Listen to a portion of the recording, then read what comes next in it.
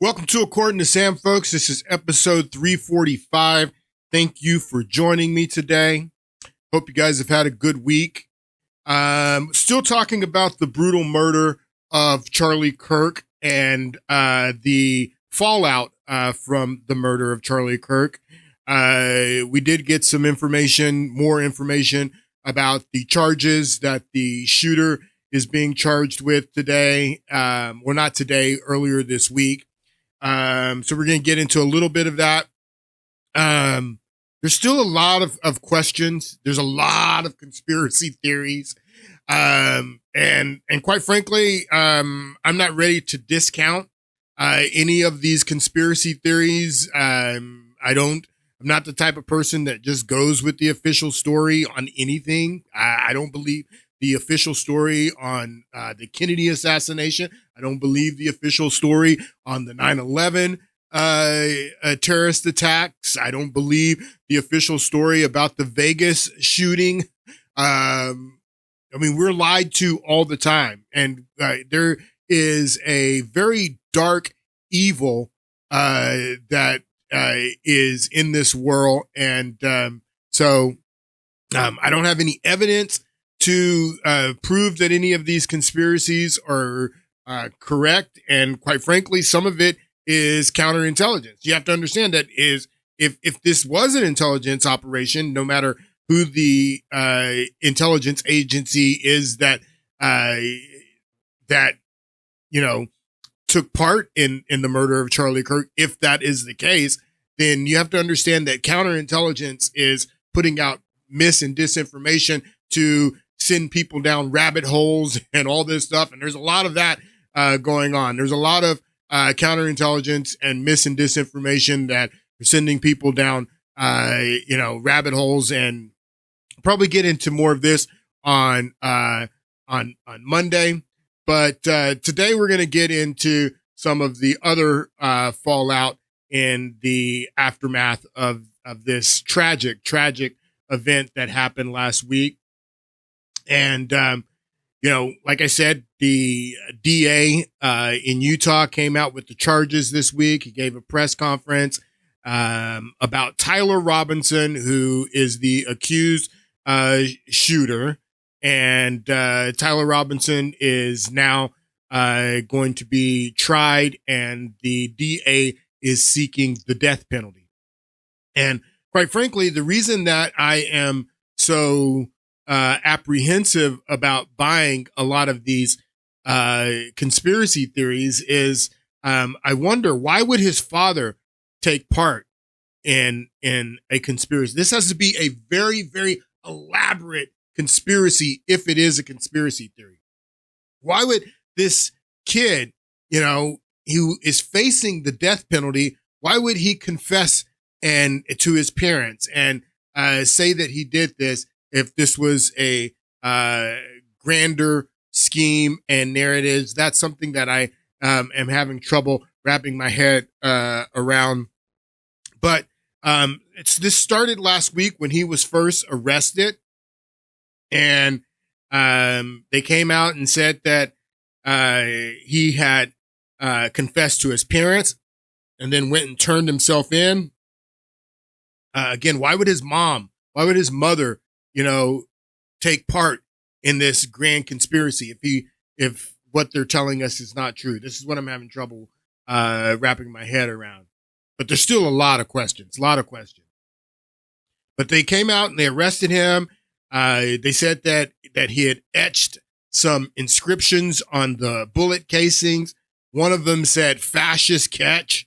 So he's calling Charlie Kirk a fascist. Who calls right wing people fascists? Well, the left wing calls us fascists all the time. All the time calls us fascists. So, but after he was arrested, there were a lot of those on the left that started to say that he was a right wing guy, that the guy who shot Charlie Kirk is on the right wing. Charlie Kirk, was, an advocate for right wing policies. He was very influential in getting Trump reelected. So he's on the right. So why would someone on the right want to kill a right-wing activist? That doesn't make sense. But a lot of people on the left, when he was arrested and they found out that his parents were conservative, his parents were Trump supporters, they were conservative Mormons from the state of Utah, they started to say that this guy, Tyler Robinson, was a right-wing guy and he was motivated by right-wing ideology, is what they said.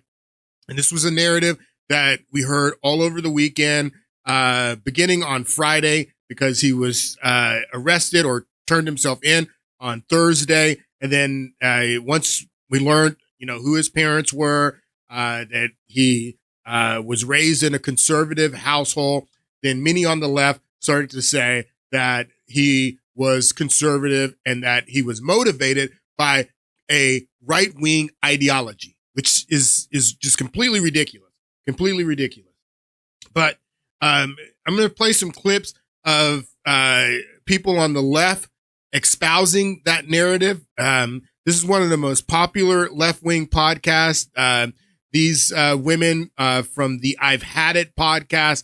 We'll start with this clip. Take a listen. Breaking news, Tyler Robinson has been named the suspect in the killing of Charlie Kirk, and details surrounding this person are starting to emerge.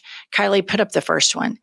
Tyler Robinson and his family don't look like trans liberals to me. Tyler's family is registered Republicans. His father is a minister and former law enforcement. They have family members in the military. Oh, and Tyler's parents introduced him to weapons at an early age. Kylie, put up these photos individually. Here he is with his father, and you notice his father has on kind of that Patriot MAGA-coded style merch. And here he is, was raised in gun culture, shooting guns. So we knew that the person who shot Kirk would have to have experience. Here he is as a very small child with an assault rifle. This has sadly become a huge part of American culture where kids, here he is sitting down with a huge weapon. So this fits not the profile of a radical leftist, because we don't go to gun shows and take photographs with weapons. This sadly is what always comes out about these right-wing extremists. Gun culture is a huge part of it. Loneliness, radicalization online. The Pumps, what did you say? The Utah governor, all this is breaking very quickly. The Associated Press is reporting what, Pumps? That that Tyler Robinson had become radicalized and got into politics recently and did not believe what Charlie Kirk believed. So he got into politics. He'd been radicalized recently, and he'd recently got into politics. And the politics that he got into is what they're insinuating is right-wing politics, that he was raised by a conservative family. He grew up in a conservative household, and he's motivated by right-wing politics to kill Charlie Kirk is the case that they're making. Now, this podcast came out on September 12th. This is Friday that they came out with this podcast. And then on Saturday, she says that, well, he's not trans and he's not a left winger. He's a conservative. And on Saturday, that's when the information started to be released about him living with a transgender lover, someone who he was in a homosexual relationship with. And this person was transitioning, and they, weren't buying it. They weren't buying it. This is another very popular podcaster, Kyle Kowinski, whatever his name is. I want you to listen to what he says. Again, this podcast came out on Friday, September 12th, and take a listen to what he said. This was all over the left wing on Friday, Saturday, even Sunday, saying that Tyler was a right-wing guy that was motivated by right-wing ideology. All right, y'all, I got a whole bunch of breaking news here for you. To be honest, we're playing catch-up because for the past, I don't even know how long it's been now, 2 or 3 days, we've been talking a lot about the shooting of Charlie Kirk. So there's a lot of stuff that I got to catch you up on. But first, let me give you the updates on the Charlie thing. So More and more information is coming in, and the more that comes in, the more clear it is. The shooter was right-wing. There's no ifs, ands, or buts about it. It's not really hard to figure out. There's no if and buts about it. It is clear. It is clear, no if and buts about it, that he was right-wing. So there's a lot of stuff that I got to catch you up on. But first, let me give you the updates on the Charlie thing. So more and more information is coming in, and the more that comes in, the more clear it is. The shooter was right-wing. There's no ifs, ands, or buts about it. It's not really hard to figure out. It's not really up in the air. It's not really a matter of opinion anymore. The guy was right-wing. In fact, he was very, very right-wing. So if very, very right-wing. He was not only right-wing, he was very, very right-wing is what Kyle says. This is all over the left and on their podcast and in their messaging that on Friday, that this guy, he comes from a conservative family. He's a right-winger. He's MAGA. His family's MAGA. And he was motivated by a right-wing ideology to kill Charlie Kirk, is what these guys are saying over and over again. There's no ifs, ands, or buts about it. It's not really hard to figure out. It's not really up in the air. It's not really a matter of opinion anymore. The guy was right-wing. In fact, he was very, very right-wing. So if you want more information on this, go to the previous video that I just dropped, where we go over a lot of the facts that had already come out about him. But bottom line is, he was either registered unaffiliated or registered Republican. I say we don't fully know because there's like a million Tyler Robinsons in this country. But there's some reporting he's unaffiliated. There's some reporting he's Republican. But now we're learning that some of the furthest right-wing people in the country are beginning to be afraid he's affiliated with them. So floating around Twitter right now, we have some 4chan messages. One person says, so he's right-wing, and this is the messaging that was going on many of the podcasts in the left-wing circles, that he was right-wing. Even on the in the legacy media, this is MSNBC, they were having trouble because even before they came out with the charges on Tuesday, they had found the weapon, and then they told us that inscribed on the bullet casings that they found with the weapon, that some of the messaging was, "Hey, fascist, catch," again, calling Charlie Kirk a fascist. I mean, why would someone with right-wing ideology be calling Charlie Kirk a fascist? There were other inscriptions on the bullet casings that if you are smart and you're not, you don't have an agenda, it's obvious. Who calls us fascists all the time? Who's been calling us fascists for nearly a decade? The left, they call us fascists. So that was inscribed on the bullet casings, and this was some of the commentary on MSNBC. Take a listen. Transpired here these last 72 hours. Von Hilliard, thank you. Everyone, please stay close. And joining us now is criminologist Casey Jordan. Casey, so much happening so quickly here this morning. We're learning as well from our own reporting that there's no indication of a prior criminal record. This is according to searches of state national public records associated with the person, Tyler Robinson, and his date of birth. One of the most striking details that we learned from this press conference were, again, about those bullet casings and the inscriptions, "Hey, fascist," the words, "Bella Ciao," the words, "If you read this, you are gay." What do you see as the significance or what the message is that he's trying to communicate here? Really, I would need to actually see these words in the way that they are on the bullet casings and the gun to make a proper interpretation. I would need to see these words in the way they're written on the bullet casings to make a determination. Really? What do you see as the significance or what the message is that he's trying to communicate here? Really, I would need to actually see these words in the way that they are on the bullet casings and the gun to make a proper interpretation. But just knowing what those words are, I'm kind of overwhelmed with how immature it all sounds. And that "Hey, fascist" is immature? You know how many people have called Trump a fascist, have called Trump supporters fascists? And now that's immature to say, hey, to call Trump and Trump supporters fascists? That's interesting. Really, I would need to actually see these words in the way that they are on the bullet casings in the gun to make a proper interpretation.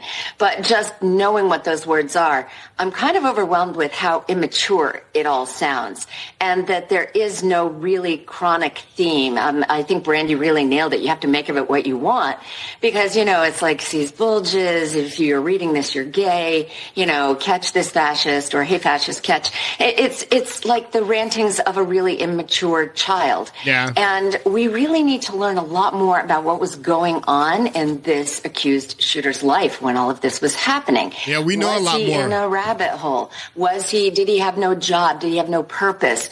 How did he become such a consumer of hate? That his family reports he was talking in with hate speech about his feelings about the victim just at the family dinner the night before. We get the impression he didn't live at home because they talk about the Discord messages with his roommate. But they also confirmed he is not a college student at the university where the crime happened. So I will be very interested to reconstruct what was going on in his life. Did he have a job? Did he go to school? Was he fired from a job? Did he apply to jobs and he was not, hired? Did he, have just smoldering hate? Mostly my takeaway is that the writings on the gun and on the bullets really emulate everything we just saw a few weeks ago in the Minnesota Catholic school shooting. So I don't think this has been... And the Minnesota Catholic school shooting, which was a transgender person who shot up the Catholic school and killed those kids at the Catholic school. Yeah, it's the same thing. You're right about that. So they were having a really hard time with it. They wanted to blame it on the right. All weekend, beginning on Friday, the day after he turned themselves in, all over the weekend. Again, the charges weren't read until Tuesday. They were making AI generated pictures like this. I mean, fake pictures. Who would do this? Why would you put together a fake picture with him wearing a Trump shirt? You can see it's AI generated or done in Photoshop or whatever. You can see that they didn't even put the bed, like you can't even see the bed here, completely made up, and with him in a Trump shirt, trying to paint this guy as a right winger. Like the truth's not going to come out eventually. What's the purpose of even doing this? But this was what people on the left were doing, making fake pictures like this and putting them out and sharing them, saying that he was a right winger because he came from a conservative household. They wanted to make sure that this guy was seen by the public as a right-wing guy who was motivated by right-wing ideology over and over again. Take a listen to this woman. She put on her TikTok. A right-wing man killed another right-wing man at a right-wing event at a right-wing college. Does that even make sense? A right-wing man killed another right-wing man. Does that make sense? What's the motive? Why would a right-wing guy kill another right-wing guy if they share the same ideology? Does that even make sense? But no, it makes sense to them. Made sense to them over the weekend. A right-wing man killed another right-wing man at a right-wing event at a right-wing college in a right-wing city with a right-wing mayor in a right-wing state with a right-wing governor and right-wing gun laws because he wasn't right-wing enough. So that's the motive. And somehow it's the left's fault. So that was the motive, that this guy was a right-winger, 22-year-old, came from a conservative household. He was so right-wing, and he resented Charlie Kirk because Charlie Kirk wasn't right-wing enough. He resented Charlie Kirk so much because he wasn't right-wing enough that he went out and killed him. This is what these people believe. Do you know how psychotic you would have to be to believe that and to go with that narrative? But they went with that narrative all weekend, starting on Friday. Over and over again, they were sharing these messages over and over again that this guy was right-wing. He came from a conservative family. He was motivated by right-wing ideology, and he killed Charlie Kirk because Charlie Kirk wasn't right-wing enough. Do you know how insane you would have to be to buy that? Here's Harry Sisson. Harry Sisson is another very popular content creator on the left. He's got millions of followers. He came out over the weekend and on Friday, first of all, with this message about the shooter Tyler Robinson being a right winger. Take a listen. Give some major news. A new uncovered photo of the alleged Charlie Kirk shooter shows him wearing a Trump costume in 2017. This image is going incredibly viral on social media right now, and it's a post from 2017. It reads, "Happy Halloween. So weird not trick-or-treating with the boys this year. Off they go. Hashtag Trump costume." And right there is the alleged suspect, Tyler Robinson. If you zoom in, you can see that his Halloween costume that year is a Trump costume. Now, this comes after days of people on the right speculating that the shooter must be this crazy liberal with all of these insane ideologies, but the alleged shooter is wearing a Trump costume, reportedly. He's wearing a Trump costume. So the idea of him being a liberal and motivated by liberal ideology, you can just throw that out the window because he's wearing a Trump costume. Can you see how ridiculous this is? Completely ridiculous. Now then, on Saturday, like I said, the information started to come out in the New York Post, and they were the first, and then the Daily Mail put out information that Tyler Robinson was actually a gay man who lived with his gay lover who was transitioning into being a woman. And they immediately started to say, well, that doesn't mean anything. That doesn't mean anything. That doesn't mean that he had liberal ideology just because he was a gay man and lived with his gay lover who was transitioning into being a woman. That doesn't mean anything. So this was the next day when that information started to come out. Same guy, Harry Sisson, millions of followers all over social media, who had said the day before that this guy's obviously a right winger because he had the Halloween costume where he's riding on Trump's back. So the next day when the information came out that he was a gay man that lived with his gay lover who was transitioning to being a woman, this was his message the next day. Take a listen. Reports now that the Charlie Kirk shooter was in a relationship and lived with a trans individual. This has only been reported on by conservative outlets like Fox News. So, of course, take it with a grain of salt, but Republicans are already running with it. So let's just hypothetically say it's true. It's true. What does that change about the story? What difference does that make? It means that what it changes about the story, Harry, is that this was not a right winger, as you guys had said for the 24 hours prior, all over social media, saying this guy was a right winger. He came from a conservative household. Then his parents were MAGA. That meant he was MAGA, and he was motivated by a right wing ideology, and that he killed Charlie Kirk because Charlie Kirk wasn't right wing enough. That's the way it changes things. That this guy was a left winger and he was a homosexual and he lived with and was in a romantic relationship with a man that was transitioning to be a woman. It changes everything. What are you talking about? What does that change? Of course, take it with a grain of salt, but Republicans are already running with it. So let's just hypothetically say it's true. What does that change about the story? What difference does that make? According to Fox themselves, the person has been very cooperative with law enforcement, turning over any text messages necessary, answering all the questions. So what does them being trans or living with the person have to do with the investigation? The cope. You're having a hard time coping. You're having a hard time coping because, I mean, it was obvious from the beginning that this guy was a left winger. That's, I mean, obvious. I mean, who else would kill Charlie Kirk if you, by the official story? I mean, it was obvious that he was a left winger. So that brings us to Jimmy Kimmel.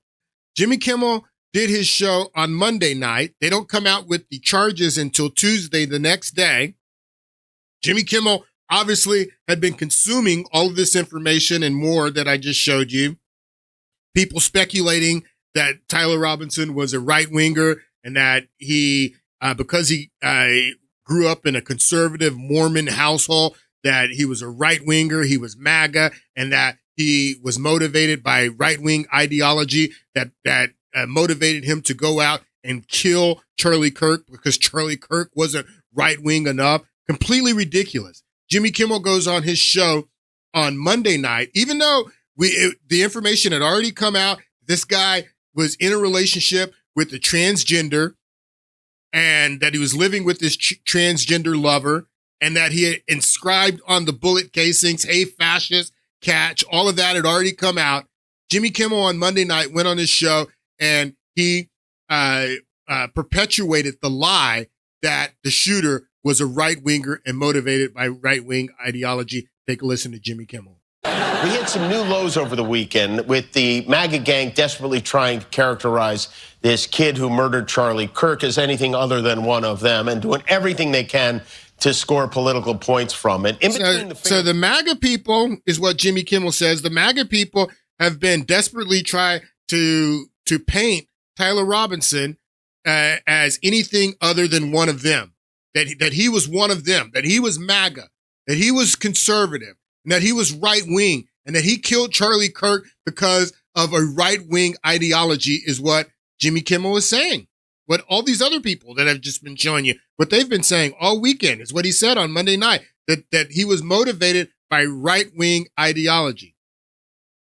This is what got Jimmy Kimmel in trouble, because that's what he said, that Tyler Robinson was a right-winger. Well, the next day, on Tuesday, the DA there in Utah, he comes out with his charges and he reads what we know so far, what they know so far, and this is what he said. Take a listen. On the evening of September 11th, 2025, as law enforcement continued their investigation, Tyler James Robinson went to the Washington County Sheriff's Office with his parents and a family friend to turn himself in. Robinson's mother stated that the following to police. On September 11th, 2025, the day after the shooting, Robinson's mother saw the photo of the shooter in the news and thought the shooter looked like her son. Robinson's mother called her son and asked him where he was. He said he was at home sick and that he had also been at home homesick on September 10th. Robinson's mother expressed concern to her husband that the suspect shooter looked like Robinson. Robinson's father agreed. Robinson's mother explained that over the last year or so, Robinson had become more political and had started to lean more to the left, becoming more pro-gay and trans rights oriented. That came from the mother. Robinson began to date his roommate, a biological male who was transitioning genders. So that came from the mother. Is what the mother told the authorities when she went with her son to turn himself in, that he had become more and more political lately, and that his politics were not right-wing politics. His politics diverted from the politics of the family. His politics had become more liberal and more left-winging and more pro-gay and transgender because he was living with and dating a transgender male, and that is what motivated him. Left-wing politics, not right-wing politics. Let's listen again. So Robinson had become more political. And had started to lean more to the left, becoming more pro-gay and trans rights oriented.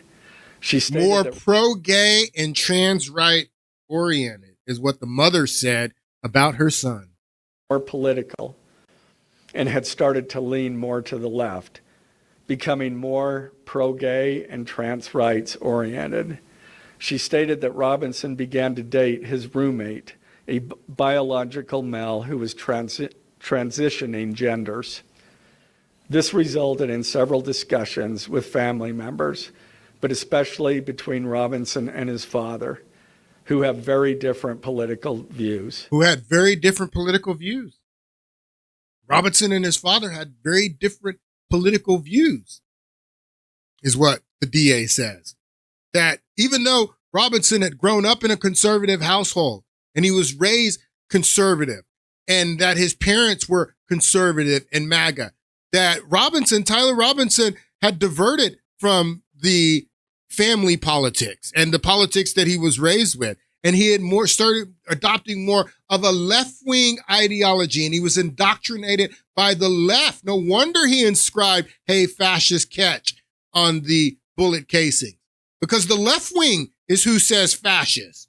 No wonder that he hated Charlie Kirk, not because Charlie Kirk wasn't right-wing enough, is because Charlie Kirk was critical of transgender ideology and the gender ideology that was being, indoctrinating kids all over the campuses and everything. That is what motivated him. If it wasn't clear on Friday when they told you what was written on the bullet casings, and on Saturday when the reports came out that he was living with his transgender lover, then it should definitely be clear on Tuesday after the DA read these charges. Now, one of the most interesting questions, because after the DA reads these charges and reads, these statements, he opens it up for questions. And I just found that this was the most interesting question that one of the reporters from a local affiliate, Fox affiliate there, asked. Take a listen.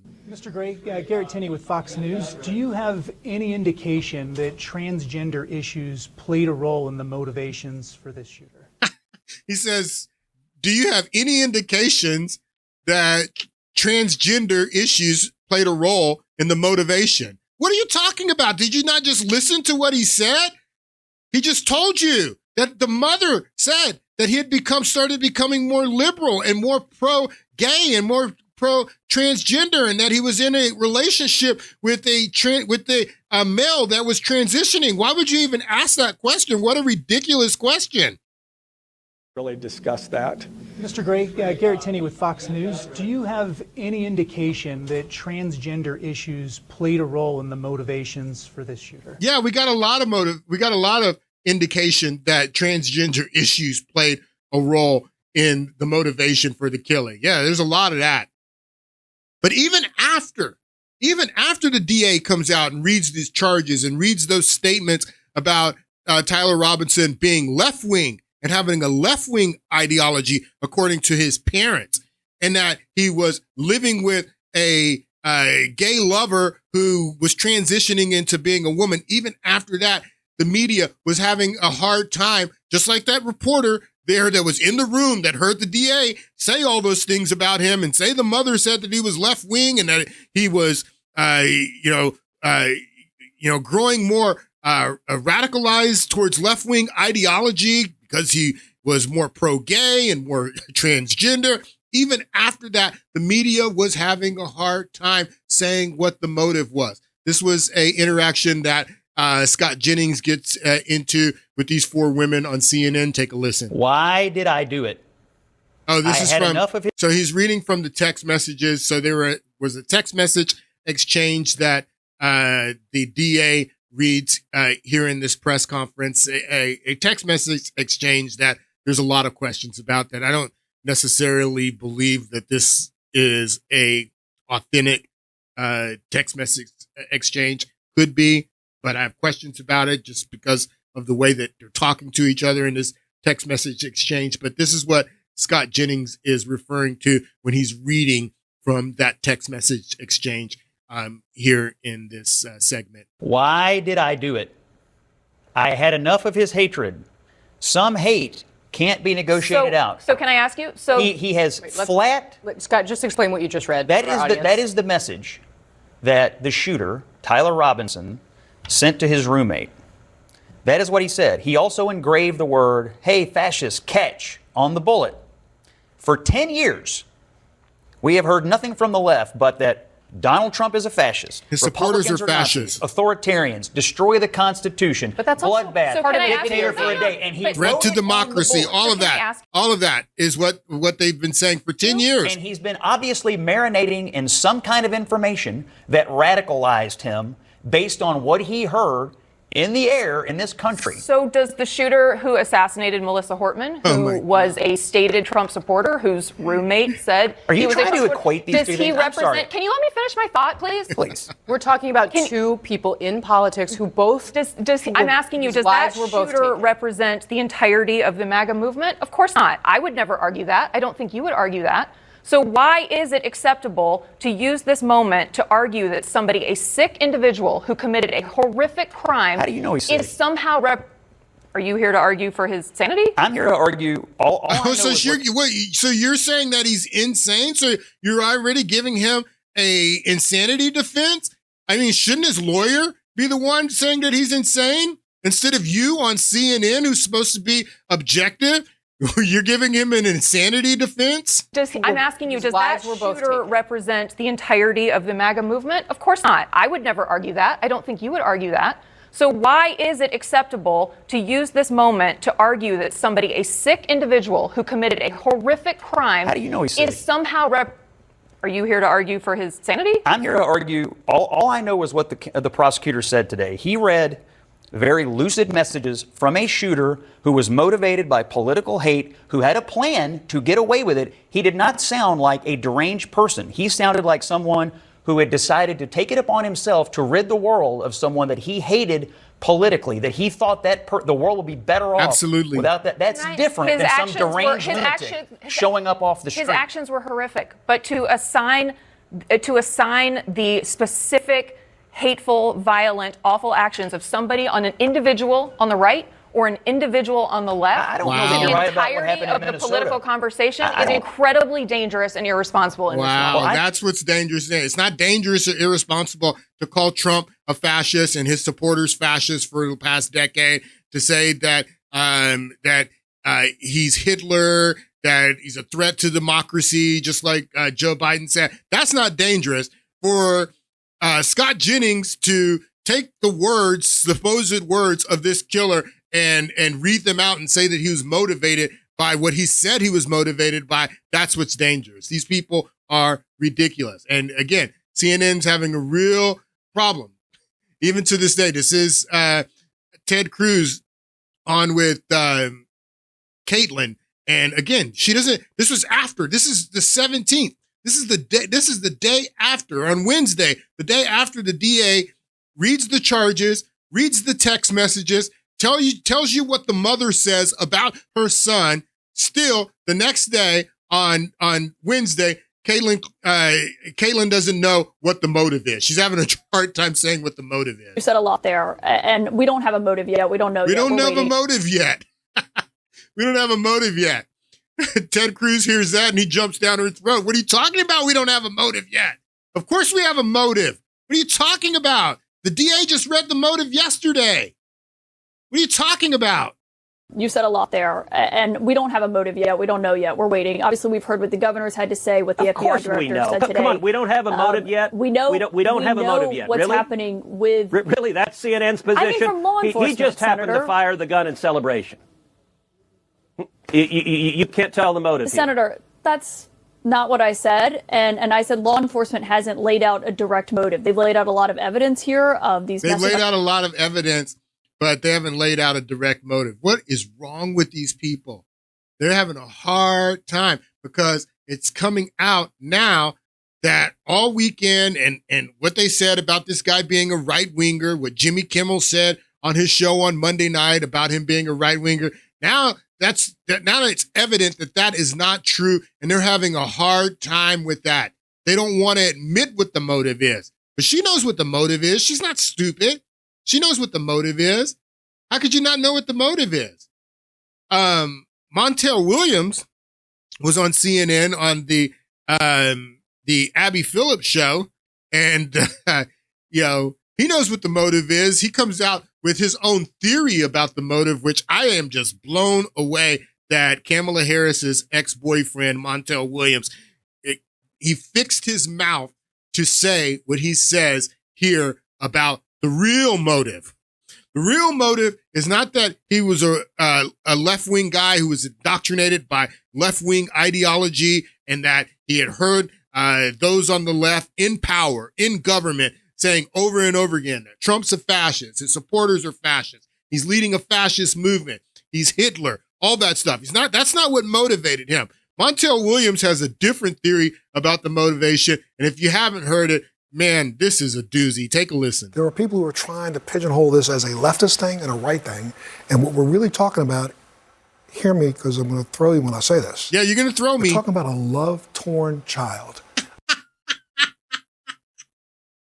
A love-torn child, that he was motivated by love. This is what Montel Williams is saying, that he wasn't motivated. This is what he's saying. He's saying that he wasn't motivated by a left-wing ideology. He wasn't motivated by all the people in left-wing politics saying over and over again that Trump supporters are fascists, that Trump's a fascist, that Trump is leading a fascist movement to overthrow democracy. No, that's not what he was motivated by, according to Kamala Harris's ex-boyfriend, Montel Williams. What he was motivated by was love. He was motivated by love. Can you imagine how, you want to know who's sick? These people are sick. These people are sick. I don't know if there's any evidence that, well, he's sick too. He's definitely sick. But all of them are sick. You have to be sick to be on the left. You have to be sick.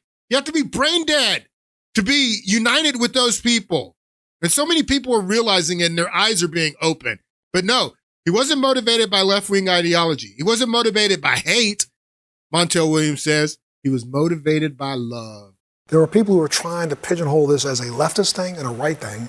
And what we're really talking about, hear me because I'm going to throw you when I say this. We're talking about a love-torn child, a kid. This is probably his 22 first years real old. Relationship. He's not a kid, Montel. He's 22 years old, okay? He's not a kid. He's a grown man. Hear me because I'm going to throw you when I say this. We're talking about a love-torn child, a kid. This is probably his first real relationship. And somebody was disparaging the person that he loved. Wow. He sat on that building for 30 minutes before he took the shot. Why did he wait until the first word trans came up? Then he took the shot. You think he heard it? He could hear it? I think he could hear it. I think he also... Can you imagine? I don't believe he was motivated politically. I think this was motivated emotionally. That he wasn't motivated politically. He was motivated by emotion. And what was the emotion? The emotion. Was the emotion hate, Montel? No. He was motivated by love. Can you imagine these people? These people, bro, I swear, it's just absolutely sick. Now, this is Keith Olbermann, and he comes out with pretty much the same narrative that you just heard from Montel. And this was, I think, on Thursday, yesterday, is he put out this video. And I want you to listen to Keith Olbermann here. Now that we can say with some certainty that if Tyler Robinson indeed shot Charlie Kirk, he shot him for personal reasons because he saw Kirk as a direct threat to somebody he loved. Love. That Robinson was not a stochastic... He was motivated by love. He saw Charlie Kirk as a threat to someone he loved. He loved his transgender lover, and that's what motivated him. Love. Not hate, not politics. He was motivated by love. Now that we can say with some certainty that if Tyler Robinson indeed shot Charlie Kirk, he shot him for personal reasons because he saw Kirk as a direct threat to somebody he loved. That Robinson was not a stochastic proxy murderer from Antifa or the Groypers or the right-wingers who had so recently called Kirk a fraud, like Laura Loomer. It is then also clear that there is truly only one person whose words created, amplified, mainstreamed, and manufactured this nightmarish environment. One person, there's one, it's clear to Keith Olbermann that there's one person who's responsible for this. Who do you think that is? I'll give you one guess. Who do you think the one person is who is responsible for Charlie Kirk's murder? Because the killer, Tyler Robinson, was motivated by love. There's one person who's responsible for this. Who do you think that is? Kirk as a direct threat to somebody he loved. That Robinson was not a stochastic proxy murderer from Antifa or the Groypers or the right-wingers who had so recently called Kirk a fraud, like Laura Loomer. It is then also clear that there is truly only one person whose words created, amplified, mainstreamed, and manufactured this nightmarish environment that has led to Charlie Kirk's death.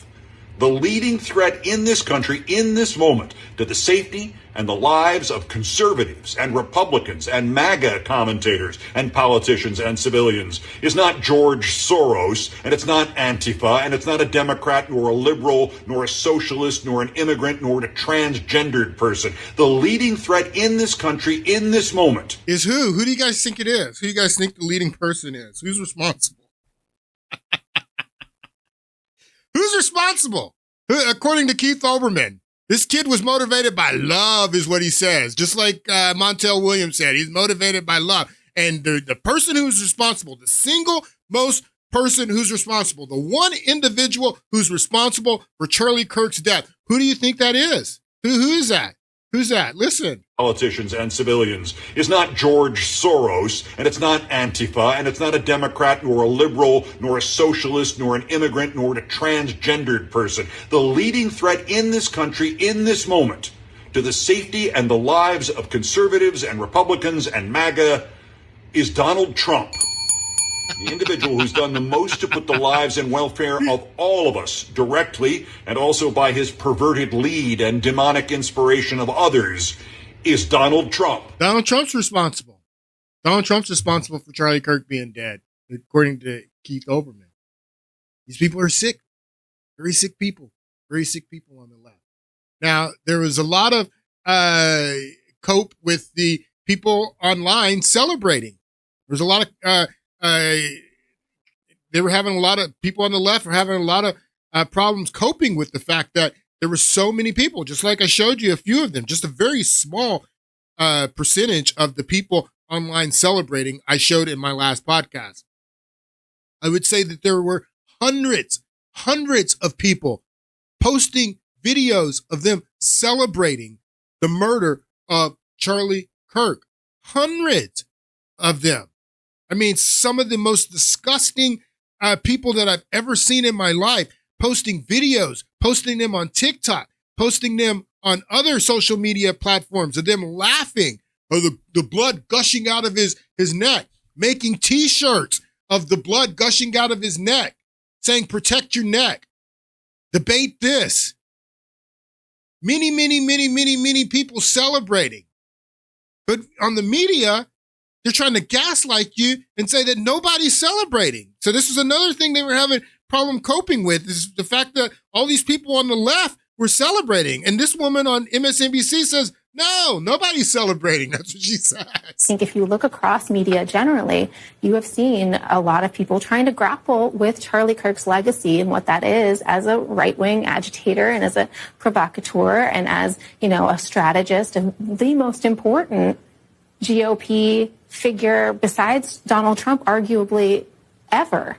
And so, or right now. And so there's a lot of grappling to do, but to suggest that the internet is cheering for this is just the opposite. That's the opposite. Total opposite of what's actually happening. It's the opposite of what's actually happened. To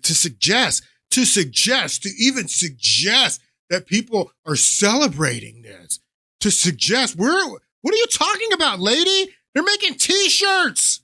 What are you talking about? Hundreds of people are celebrating. What are you talking about? Trying to gaslight us and tell us that this guy's a right-winger and that he was motivated by right-wing ideology and motivated by love and that nobody's celebrating. Who do you think we are? Do you just think we're stupid? There's hundreds of people celebrating. Hundreds of people laughing. Not only on social media making videos at vigils, they're showing up to vigils to taunt the people there that are mourning his death, creating the little songs that we got Charlie in the neck. I played them all in the last podcast. What are you talking about that there are no celebrations? There's many celebrations. How could she even say this on national TV? This is completely irresponsible. Tons of people celebrating. That the internet is cheering for this is just the opposite, total opposite of what's actually happening. It is horrible. I think if you look, it's just sick. It's just sick. And then this is another clip on CNN. They on the Abby Phillips show, they got into this conversation about people celebrating, and they said all the Democrats on the panel, no, nobody's celebrating. We haven't seen anybody celebrating. We haven't seen anybody celebrating, is what they said. These people are sick. Have you seen any evidence of any prominent mainstream Democrats doing what you just described? There's a Democratic state senator in celebrating Charlie Kirk's death. Did anybody? So there's no prominent. So she's saying, have you seen any prominent Democrats celebrating? No, I haven't seen any people in Congress, if that's what you're talking about. I don't know what you mean by prominent. I mean, yeah, I've seen some notable people in media and journalists and, people of some prominence. I've seen doctors, I've seen teachers, I've seen, I don't know what you mean by prominent, but yeah, I've seen a lot of people celebrating. A lot of people celebrating, Abby, and talking about, if you're talking about people in government and people in Congress, maybe I haven't seen them celebrating, but I've seen them call Trump supporters fascists. I can show you that. I can show you many people in Congress and many Democrats call Trump supporters fascists. I can show you many Democrats and many people prominent that have said that Trump himself is Hitler and saying that he's a threat to democracy. I can show you that. And that is the rhetoric that motivated Tyler Robinson.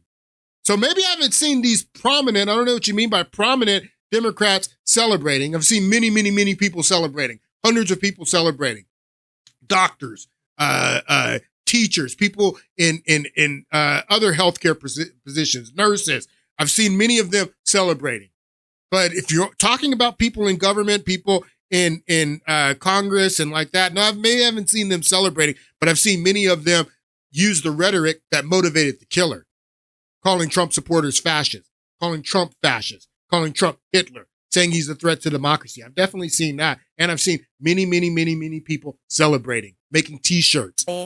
Prominent mainstream Democrats doing what you just described. There's a Democratic state senator in celebrating Charlie Kirk's death. Did anybody actually celebrating? You can't think of the name. I saw it on Twitter yesterday. Okay, I know what you're talking about. Hold on. I know what you're talking about because I've seen it too. He did not. In fact, he started that tweet saying that Charlie Kirk should not have been killed. So do you have any evidence of mainstream Democrats celebrating Charlie Kirk's mainstream murder? Democrats? What do you mean mainstream Democrats?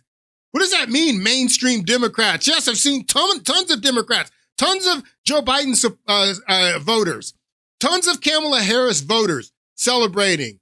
What's going on here? You guys don't have any producers? You don't have anybody who's able to scour what's going on online? These many, many people that have been fired from their jobs, just like Jimmy Kimmel, from making light of this situation and definitely celebrating, laughing at the blood gushing out of his neck. What's wrong with you people? Yes, I've seen that. Tons of people. This is the same panel, and Scott Jennings, who's doing the Lord's work on CNN. I mean, he asked him, he's like, "What are you guys talking about? You haven't seen anybody celebrating? What are you talking about?" Ask, though, everybody here acknowledges that there have been thousands upon thousands of people, ordinary people, who have taken to social media to celebrate this, yes or no? I don't know about that. I don't know. I have high school friends who are. Hold on a second. Hold on. I just think we should we got to be factual about this, right? Yeah. I don't think you know the scope. I don't know the scope.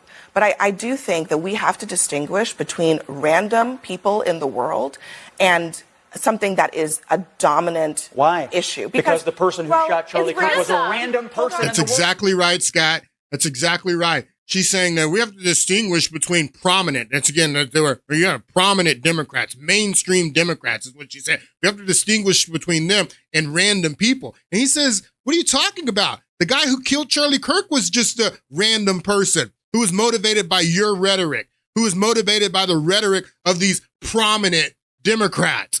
What are you talking about? And like he says, I don't know if there's thousands, but there's definitely hundreds of people that were celebrating and posting online. And these people on the panel, these Democrats, are like, "Oh, I haven't seen anybody celebrating. Nobody's celebrating." Everybody here acknowledges that there have been thousands upon thousands of people, ordinary people, who have taken to social media to celebrate this, yes or no? I don't know about that. I don't know. I have high school friends who are. Hold on a second. Hold on. I just think we should we got to be factual about this, right? Yeah. I don't think you know the scope. I don't know the scope. But I do think that we have to distinguish between random people in the world and something that is a dominant issue. Because the person who shot Charlie Kirk was a random person in the world, was he not? Well, here's the thing. That's the danger. You dismiss the random people of the world. They have access to weapons assassinations and in hateful this country. motivations. There have been political So nobody's celebrating. Nobody's celebrating is the narrative they're going with on CNN, on MSNBC, and nobody's celebrating. Nobody prominent is what she says. Maybe random people. Well, a lot of people are getting fired from their jobs for celebrating, just like what happened to Jimmy Kimmel. People were getting fired from their jobs. Multiple people getting fired from their jobs and getting expelled from college and things like that. So if nobody's celebrating, why are all these people getting fired from their jobs and getting expelled from college and having, outcomes that are consequences of them celebrating. I mean, if nobody's celebrating, then why is this happening? Brian, Delta Airlines, American Airlines, United, they have said that they've suspended workers for some of their social media posts about Kirk's killing. We've seen reports of teachers and college professors being suspended for posts after he was shot. Teachers, college professors, are they not prominent enough for you, Abby Phillips? Teachers, college professors aren't prominent enough. Posts about Kirk's killing. We've seen reports of teachers and college professors being suspended for posts after he was shot. Washington Post opinion columnist Karen Attiah, she said that this morning she's been fired for her posts about political violence. Good. What do you see in this clampdown in response? Yeah, and some of Karen's posts about political violence were trying to point out that there's a long history in America of political violence. She says that her posts were called unacceptable by management and she was fired. So that's an example of the Washington Post. And at this point, there are hundreds of examples of people being fired from their jobs. Most of these people. So you got hundreds of examples of people fired from their jobs, but nobody's celebrating. We're trying to point out that there's a long history in America of political violence. She says that her posts were called unacceptable by management and she was fired. So that's an example of the Washington Post. And at this point, there are hundreds of examples of people being fired from their jobs. Most of these people are not public figures. They were anonymous until a few days ago when this conservative campaign organized online targeting people that it says are attacking Kirk, bashing Kirk, blaming Kirk for his own death. I want to point out that the range of offending posts has varied dramatically. There are some people in the dark corners of the internet celebrating Kirk's murder, and I find that personally grotesque. There are people on the dark corners of the internet celebrating. What's this clown talking about? These people are sick. These people are disgusting. The media is disgusting. Now, all these people are complaining about, now that these people are getting fired from their jobs, not only Jimmy Kimmel, now that Jimmy Kimmel's gotten fired, everyone's screaming about, oh my God, free speech. This is a threat to free speech, a threat to democracy, because people are getting fired from their jobs because of insensitive and outright disgusting things that they've been saying in the wake of Charlie Kirk being assassinated. And this has nothing to do with free speech. There was a free speech attorney or a employment attorney, lawyer, who is a social media creator, and she put out this social media post explaining that this is not a free speech issue. This has nothing to do with free speech. Free speech and the protection of free speech only applies to the government. It only applies to the First Amendment that speaks to Congress, that Congress shall make no law, that the government cannot prosecute you or persecute you for your speech. That's all it applies to. Doesn't mean you can't get fired from your job. It doesn't mean you can't get expelled from school. It doesn't mean that you can't have your social media account shut down and taken from you. That's not what free speech means. Free speech doesn't mean that there's no consequences for speech, but this is what you're hearing over and over again, especially in the wake of Jimmy Kimmel losing his job. But listen to this employment attorney and what she says here. You say anything about Charlie Kirk online that your employer does not like and they fire you, there may not be much you can do about that. My name is Paige Sparks. I'm an employment lawyer, and this makes my eye twitch, misstated all over the internet. You don't have an absolute freedom of speech against everyone for everything. Your constitutional rights, like the Bill of Rights, which includes the First Amendment freedom of speech, primarily protects you from the government, not against individual people or private entities. The U.S. Constitution limits the government's power. It is not meant to regulate private behavior in between people or in between businesses that have nothing to do with the government. I'll give you an example. If you make a public post online saying, fuck the government, a cop cannot show up at your door and arrest you for saying that. That is a violation of your First Amendment freedom of speech. As an employer, I'm a private entity. I have nothing to do with the government. So if my wonderful law clerk says, fuck Paige Sparks online on a public post, I could fire her for that and there's nothing she could do. There are, of course, some exceptions, like if a private entity is acting on behalf of the government or if you are a municipal actual employee, and technically you have a government entity employer. But in general, you only have the freedom of speech protected against the government. Only against the government. Only against the government. I mean, and this country is so ignorant that they don't understand that. Most of these people that are screaming about free speech didn't even know what the Bill of Rights are.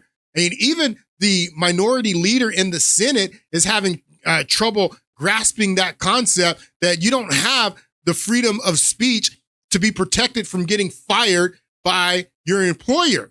You don't have the free speech from that. And Jimmy Kimmel doesn't have the free speech from that. This is Chuck Schumer on CNN after Jimmy Kimmel got fired, complaining about free speech and how this is a threat to democracy. Take a listen to him. But now the Senate Minority Leader, Chuck Schumer. Senator Schumer, your reaction to this?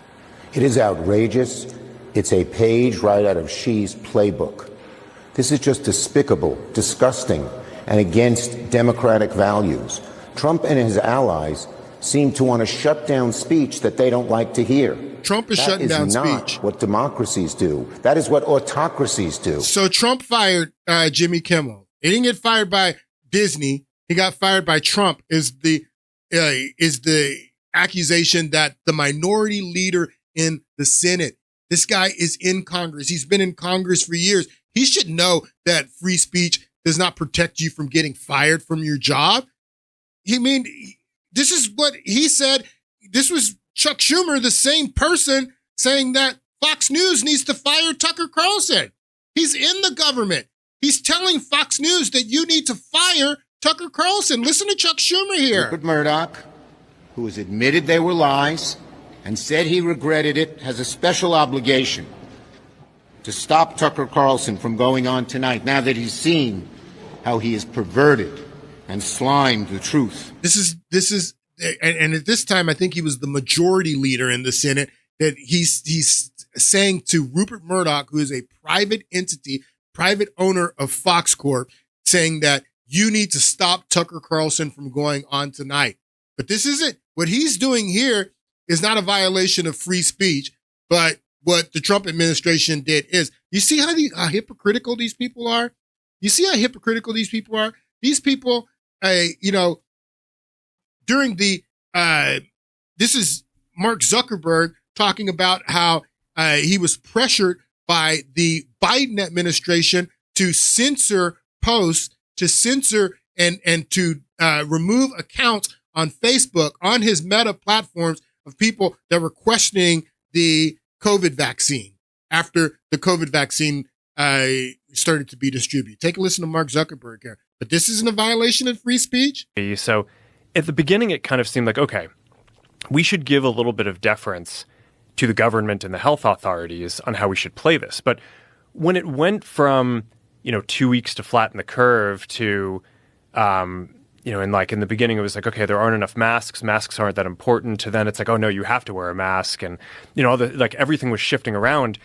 It just became very difficult to kind of follow. And this really hit the most extreme, I'd say, during the Biden administration when they were trying to roll out the vaccine program. And I'm generally pretty pro rolling out vaccines. I think on balance, the vaccines are more positive than negative.